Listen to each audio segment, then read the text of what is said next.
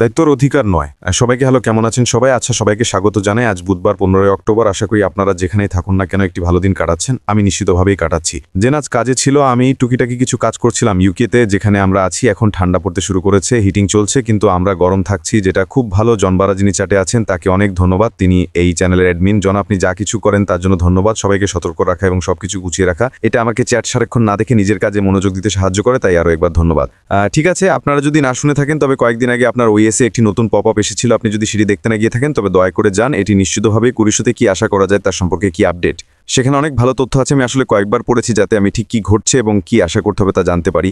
স্পষ্টতে আমরা সবাই একটি ইমেলের জন্য অপেক্ষা করছি, আঙুলগুলো ক্রস করে। আশা করি সেই অগ্রাধিকারের অবস্থান, প্রায়োরিটি পজিশন পাওয়া যাবে। এবং বন্ধুরা, মনে রাখবেন, যদি আপনি এটি না পান তবে এটি বিশ্বের শেষ নয়। ঠিক আছে, অবশ্যই প্রবেশের অন্যান্য উপায় আছে, এবং তা হবে এমন কারোর মাধ্যমে যার কাছে একটি অগ্রাধিকার অবস্থানের রেফারেল লিঙ্ক আছে, এবং আপনি যাকে চান তাকে বেছে নিতে পারেন এবং তার অধীনে সাইন আপ করতে পারেন। এটা বেশ সহজ। আজ আমি আপনাদের সাথে যে বিষয়গুলো নিয়ে কথা বলতে চেয়েছিলাম তার মধ্যে একটি ছিল আমাদের ওইএসের সেই পপ আপের ভিতরে কী ছিল, আর তা হলো দায়িত্বর অধিকার নয়, রেসপন্সিবিলিটি নট এন্টাইটেলমেন্ট। আমি সত্যি মনে করি এটি নতুন ব্যবসার ভিক্টোরি উইথ অ্যাশোল্ডিং এরিয়ার শিক্ষার দিকে এবং অন্যান্য সবকিছু একটি গুরুত্বপূর্ণ অংশ। আমি সত্যি মনে করি এটি সেই অধিকারবোধের মানসিকতা ঝেড়ে ফেলার অংশ যা দুর্ভাগ্যবশত আমাদের ব্যবসার কিছু মানুষের মধ্যে আছে। আমি প্রায়শই শুনি আমার দল এতজন আছে আর এই কারণে আমার অগ্রাধিকারের অবস্থান পাওয়া উচিত এবং বাকি সবকিছু। এটাই কেবল অধিকারবোধ। কেউ, আমি বলছি কেউ না, শতভাগ নিশ্চিত নয় যে তারা সেই অগ্রাধিকার অবস্থান পাবে। এটা স্বতঃসিদ্ধ নয়।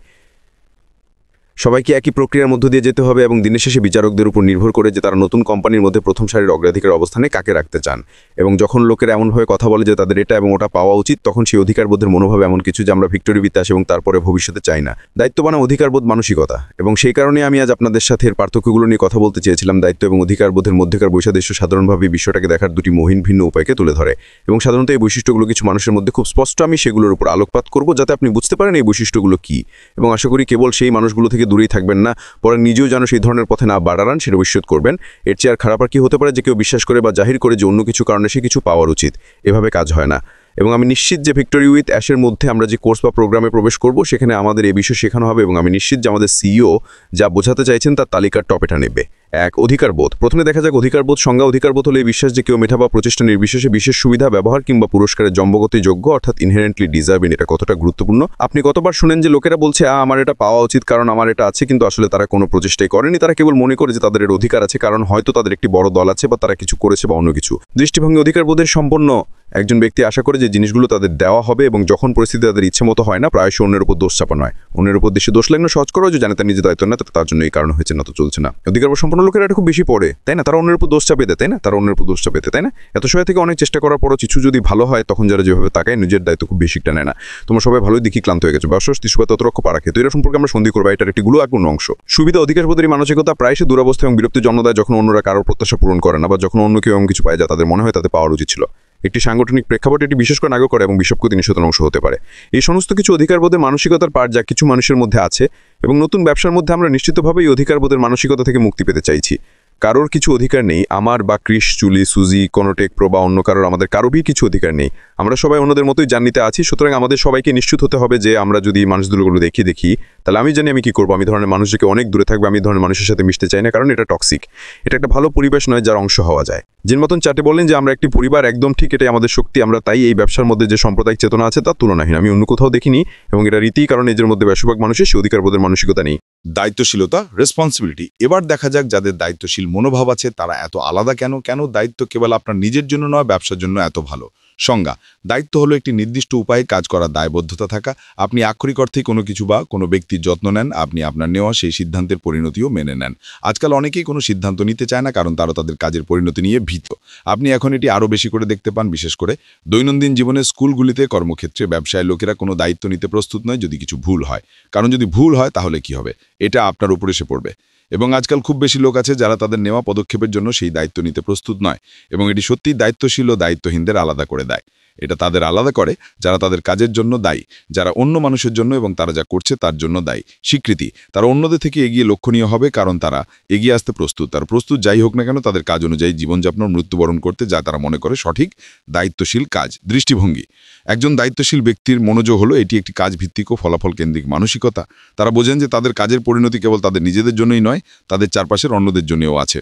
সুতরাং তারা কেবল অন্য লোকেদের সাহায্য করার বা ব্যবসার পরিবেশে একটি পদক্ষেপ নেওয়ার বিষয়ে চিন্তা করছেন না, তারা সেই কাজের ফলে সৃষ্ট দায়িত্বগুলো সম্পর্কেও অবগত।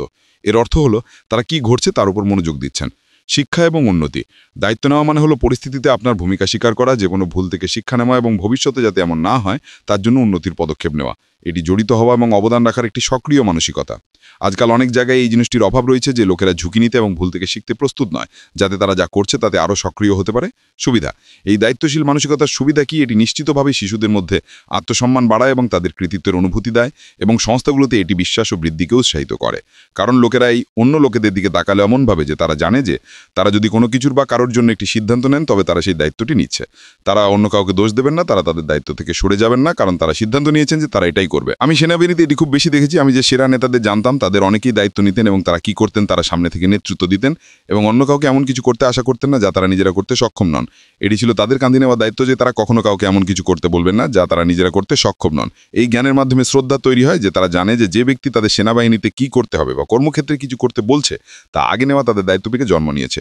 সুতরাং আপনি যদি দায়িত্ব অধিকার নয় এই সম্পর্কে ভাবেন, তবে ব্যবসার ক্ষেত্রে একটি দায়িত্বশীল মানসিকতা আপনার জন্য কতটা বেশি উপকারী হবে। আপনি যদি এটি মেনে নেন এবং বোঝেন যে দায়িত্বশীলতা মানে আপনার সংস্থাটির যত্ন নেওয়া, এর মধ্যে লোকেদের যত্ন নেওয়া, তাদের সাহায্য করা, তাদের গাইড করা, তাদের দেখানো, তারা যাতে জিনিসগুলি করতে সক্ষম হয় তা নিশ্চিত করা, আপনি জানেন এমন ক্ষেত্রে তাদের সাহায্য করা, এটাই হলো দায়িত্বশীল হওয়া। এবং এটি আপনার মানুষের নেটওয়ার্ক বাড়াবে, এটি আপনার গ্রাহক ভিত্তি বাড়াবে, এটি সব কিছু বাড়াবে, কারণ লোকেরা এটি গ্রাহক ও ব্যবসা সম্পর্ক হিসেবে আপনার উপর বিশ্বাস স্থাপন করবে। আমি কিছুদিন আগে নিয়ে কথা বলেছিলাম, যেখানে আমি বলছিলাম যে আমি মনে করি আমরা এটিকে পূর্ণবৃত্তে ঘুরিয়ে পুরনো দিনের ফিরে যাচ্ছি, যেখানে আপনি যার কাছ থেকে জিনিস কিনছেন তার উপর বিশ্বাস রাখছেন কেবল দামের দিকে তাকানোর পরিবর্তে। এবং যদি আপনি আপনার গ্রাহক এবং আপনার সংস্থার জন্য সঠিক কাজটি করার জন্য সেই দায়িত্বটি ব্যবহার করতে পারেন, তবে এটি সবার জন্য একটি উইন উইন সিচুয়েশন। এটা আপনার জন্য একটি জয়, এটা ক্লায়েন্ট এবং গ্রাহকের জন্য একটি জয়, এবং এটি আপনার সংস্থার ভেতরের লোকেদের জন্য একটি জয়, কারণ তারা জানে যে আপনি তাদের জন্য দায়িত্বশীল। যদি আপনার সেই অধিকারবোধের মানসিকতা থাকে তবে এটি কেবল একটি সংখ্যার খেলা। আপনি কেবল সেটাই চান, যত বেশি সম্ভব লোককে আনা, ভবিষ্যতে অর্থ উপার্জনের উপায় এটাই হবে বলে মনে করা।